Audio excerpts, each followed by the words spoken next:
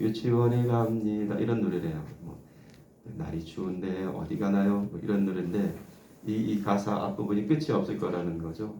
그러면서 우리 교인들 성도들을 향해서 비가 오는데 어디 가나요? 서북교회 갑니다. 이렇게 노래를 해주셨는데 오늘 새벽기도 오시는 분들이 다 그래요. 눈이 오는데 어디 가나요? 새벽기도 갑니다 이러고 오신 것 같습니다. 애쓰셨습니다. 나오시느라 신현수장님 그 멀리서 걸어오시느라고 아이고 그 우산도 안 가져오셨다면서. 자 오늘 말씀은 제법 긴 말씀인데 요약해 보도록 하겠습니다. 오늘 본문에는 요한일서를 왜 썼는지에 대한 비록 목적이 아주 분명하죠. 후반부에 가면 거짓 교사들의 거짓된 가르침에 교회가 미혹되어서 흔들리고 있는 상황을 추스려야 할 그럴 필요가 있었던 거예요. 그래서 이 편지를 보내야 중요한 목적 중에 하나죠. 여러 가지 목적 중에 적그리스도의 문제, 거짓된 가르침의 문제, 일어난 교회의 혼란의 문제 이런 것들을 정돈합니다. 그래서 오늘 12절부터는 이 책을 읽는 독자들이 어떠한 자들인지를 아비들아, 자녀들아, 청년들아 뭐 이렇게 이야기하면서 그들의 믿음을 이렇게 좀 굳게 세우기를 원하는 그러한 수사적 그 표현들을 많이 사용하고 있습니다. 15절부터는 이런 말씀이죠. 우리가 잘 알고 있는 이 세상이나 이 세상에 있는 것들을 사랑하지 말아라. 우리가 왜 정도로 잘 알고 있는 말씀인데 우리의 궁금함은 이것입니다. 대체 이 세상이라는 게 뭘까? 이 세상과 이 세상에 있는 것들을 사랑하지 말아라. 이 세상이라는 건 뭘까? 돈은 세상입니까? 아닙니까? 그러면 이거 사랑하면 안 돼서 주머니 다 털어내야 하는데 많은 것들은 세상의 많은 것들은 가치 중립적이에요. 가치 중립적인 돈은 가치 중립적이죠. 사실은 가치가 중립적인데 이 가치 중립적인 것이 누구의 다스림을 받느냐 하는데 세상과 세상 아닌 것이 결정되는 것이죠. 하나님께서 창조하신 창조물이 그렇습니다. 하나님 보시기에 좋았더라 하는 세상이에요. 애초에. 그런데 이 좋았더라 하는 세상은 하나님의 다스림, 이 질서 속에 있어야 더 좋은 세상이 되는 겁니다. 그러니까 하나님의 소위 나라라 할 때 그 나라, 말투라고 하는 말, 히브리 단말의 가장 중요한 그 내용은 다스림이죠. 옛날에는 지금은 국가의 3요소가 영토, 주권, 영토, 국민, 주권이었어요. 근데 이건 근대 이후에 생겨난 개념이란 말이에요. 고대 시대의 나라는 그냥 왕이었어요. 왕의 다스림. 왕의 다스림이 미쳐지는 영역, 왕의 다스림이 펼쳐지는 그 자리까지가 나라였어요. 짐이 곧 나라이니까. 하나님의 나라라는 것은 하나님의 다스림이 펼쳐지는 그 영역까지를 하나님의 나라라고 그래요. 우리가 세상을 사랑하지 말라 하는 말씀을 받을 때 이 세상에 대한 이해가 바로 그렇습니다. 이것이 하나님의 다스림 안에 있는 것인가 그리스도 안에 있는 것입니다. 그런데 이것이 하나님의 다스림 밖에 있는 것인가 그건 세상이죠. 돈 마찬가지입니다. 가치 중립적이지만 하나님의 다스림 안에 있는가 그 안에서 이것을 우리가 사용하는가가 하나님 나라의 것이 될 수 있고 그렇지 않으면 이것은 세상이 될 수가 있죠.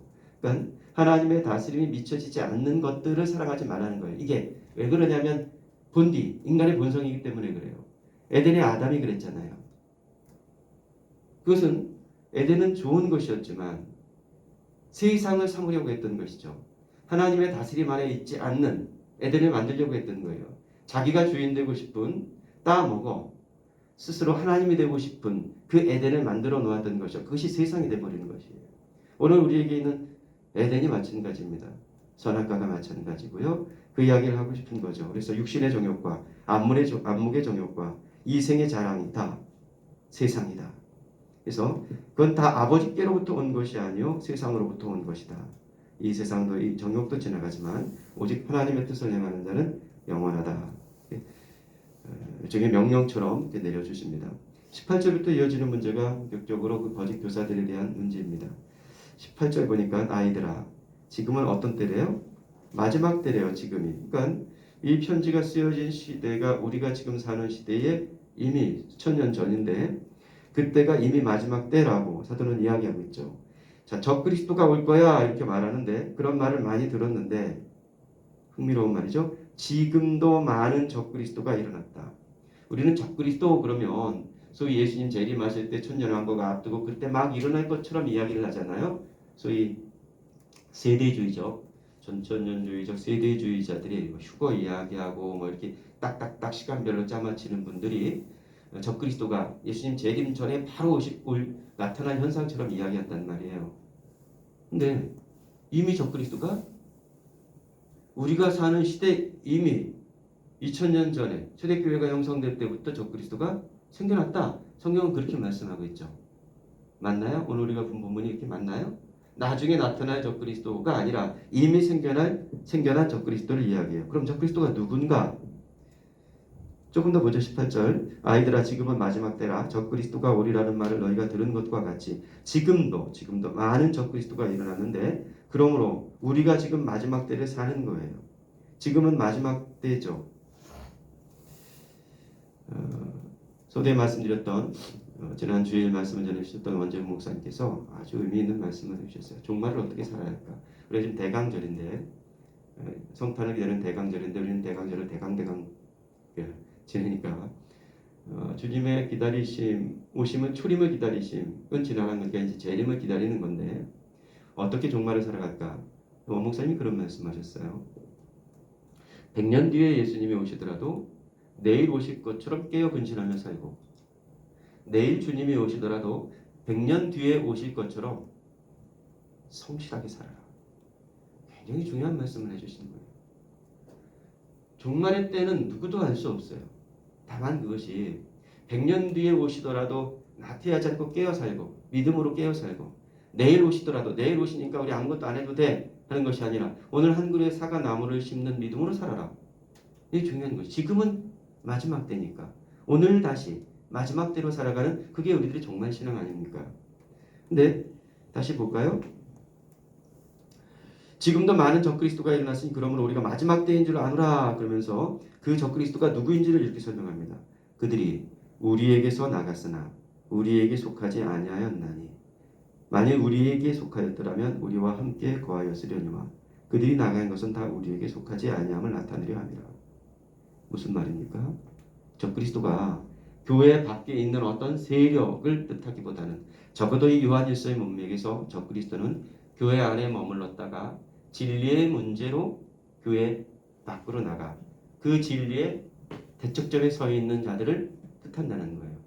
후반부에 나오는 이야기는 어떤 겁니까? 예수께서 그리스도이심을 부인하는 자, 같이 진리 안에 머물렀다가 진리를 대적하는 것이죠.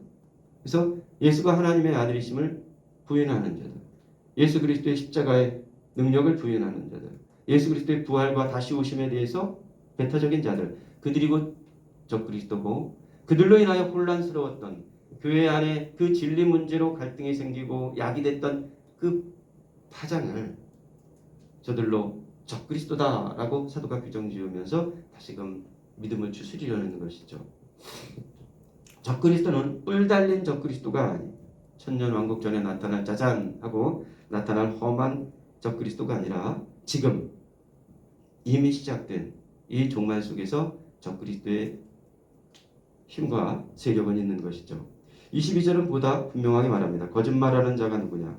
예수께서 그리스도이심을 부인하는 자가 아니냐?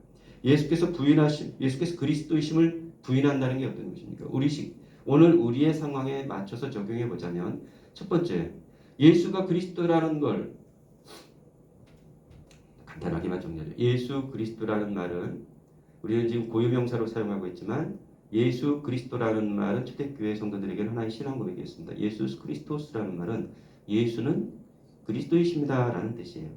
예수 그리스도가 하나의 고유명사가 아니라 하나의 신앙 고백이었습니다. 예수는 그리스도이십니다. 예수는 그야말로 고유명사죠. 예수라는 한 인물이 2000년 전에 사셨던 그분이 그리스도라는 것은 히브리말 메시아의 번역이니까요.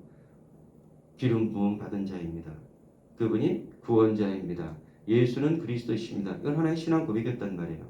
그런데 이 신앙 고백을 할 수 없는 자들이 거짓말하는 자고 두 번째는 이 고백은 하지만 이 고백에 따르지 않는 삶을 살아가는 자들이 또 거짓말하는 자들이에요. 그것은 지금 2장 전에 1장 1절부터 2장 11절까지 하는 얘기죠. 이 어둠 가운데 거하면서 마치 빛 가운데 있는 것처럼 있는 자들은 다 거짓말쟁이다. 이렇게 말하는 거죠. 24절 보겠습니다. 너희는 어떻게 해야 될 것인가? 그러니까 너희는 처음부터 들은 것을 너희 안에 거하게 하라. 결론적인 말씀입니다. 28절도 마찬가지죠. 자녀들아 이제 그의 안에 거하라. 어떻게 해야 될까? 처음부터 들은 것을 너희 안에 거하게 하라. 우리는 말씀을 신박한 말씀을 찾아 다닐 때가 참 많아요. 아, 이게 참신한데? 그래서 설교자들은 그 참신한 말씀을 위해서 아주 열과 성을 다하죠. 좀 새로운 것, 참신한 것 이런 것을 찾아서 그런 것을 찾다 보니까 외람되지만 신천지에 빠지기도 되고 다른 사상에 혹하기도 하고 그런 거죠. 사도는 말합니다. 너희들 처음 들은 것 그 안에 거해. 우리가 진리가 없어서 믿음이 없습니까? 진리를 못 들어서 믿음 가운데 거하지 못합니까? 저는 우리 어제 잠깐 그런 말씀 나눴지만 우리 1세대 어머님들의 믿음이 우리 한나의 우리 교회도 한나의 종자 쪽에 일려준대 어머님들이 참 귀해요. 옛날에 헌금 한번 하자고 그 헌금 지폐를 다리미로 다렸다 하는 이야기를 제가 어렸을 때 들었을 때는 뭐 그렇게까지 하나 그게 무슨 좋은 믿음인가 싶었는데 지금은 그 뜻을 알겠어요. 그렇게 다리미질하는 그 과정 속에 주님을 향한 마음을 담아놓은 거예요. 뭐 이 새벽에 그 눈을 맞으면서 여기까지 오나 그 오는 한 걸음 한 걸음 속에 주님 오심을 기다리는 발자국을 찍은 거예요. 귀한 거죠. 우리가 진리가 없어서 믿음이 없습니까? 못 들어서 몰라서? 아니요. 들은 말씀은 행하지 못하고 행하지 못하니까 다른 것을 찾느라 새로운 위로를 받고 싶어서 참신한 신박한 또 다른 것들을 구하는 것은 아닐까요? 사도는 말합니다. 처음 들은 것 그의 안에 거하라. 작은 것 한 말씀이라도 우리에게 들려주신 그 말씀 안에 거할 때 적그리스도가 감히 우리를 휘젓지 못할 거예요. 거짓 진리가 우리를 혼돈에 빠뜨리지 못할 거예요. 우리에게 주신 단 한마디의 말씀 그 그리스도의 십자가와 부활이 다시 오늘을 이끌어가는 진리가 되어 그 십자가에 내가 박히고 내가 죽고 내 안에 그리스도가 살아 주님과 동행하는 복된 날 될 수 있기를 축복합니다. 기도하겠습니다. 하나님, 내일 주님께서 오신다 해도 오늘을 100년 뒤에 주님 오실 것처럼 성실하게 살아가는 믿음, 100년 뒤에 주님께서 오신다 해도 내일 주님 오실 것처럼 깨어있는 믿음 살게 하여 주옵소서. 내일 주님께서 오신다면 오늘을 어떻게 사는 것이 좋겠느냐고 묻는다면 하나님, 우리가 오늘을 어제처럼 살겠다고 고백할 수 있는 한 날을 이 하루 속에 담아낼 수 있도록 우리 믿음을 도와주시옵소서. 다시 처음부터 우리에게 들려주신 그 복음의 한 자리에서 주님과 동행하며 주의 은혜 아래 주님의 손에 걸쳐 이 하루를 동행케 하여 주옵소서. 예수님의 이름으로 기도드립니다. 아멘. 각자 자유롭게 기도하시고 들어가시기 바랍니다. 좋은 날 되십시오.